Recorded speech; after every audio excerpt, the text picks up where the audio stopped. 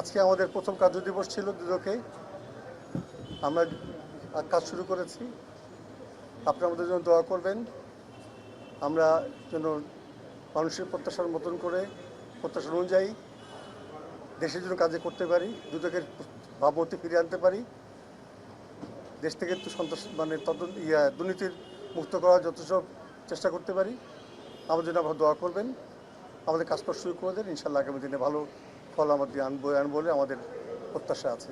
Thank you সবাইকে। Sir, একটা বিষয় স্যার জানতে চাই যে আমরা অতীতে দেখেছি যে রাজনৈতিক সরকারের সময় দুদক স্বাধীনভাবে কাজ করতে পারেনি। আমরা কি প্রত্যাশা করতে পারি যে এই সরকারের আমলে দুদক স্বাধীন ইনশাআল্লাহ এবং নির্ভীক ইনশাআল্লাহ আমরা কোনো চাপের মধ্যে নেই। ইনশাআল্লাহ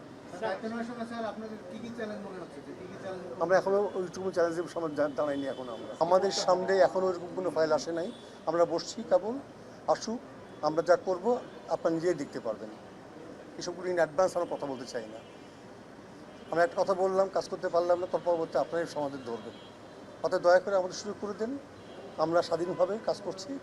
আমাদের সামনে সমস্যা আসুক, আমরা সমাধান করব, সঠিকভাবে করার চেষ্টা করবো। আপনারা দেখেছেন যে বাংলাদেশের একজন অত্যন্ত অভিজ্ঞ বিচারপতি এই কমিশনের চেয়ারম্যান হয়েছে। আমরা স্যারের নেতৃত্বে প্রতিটি বিষয়ে পুঙ্খানুপুঙ্খানু নিরপেক্ষভাবে আমরা সিদ্ধান্ত দিব।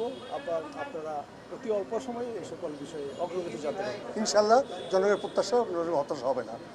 আমরা এই 18 কোটি 20 কোটি মানুষের প্রত্যাশার সামনে রেখেই আমরা এখানে আসছি।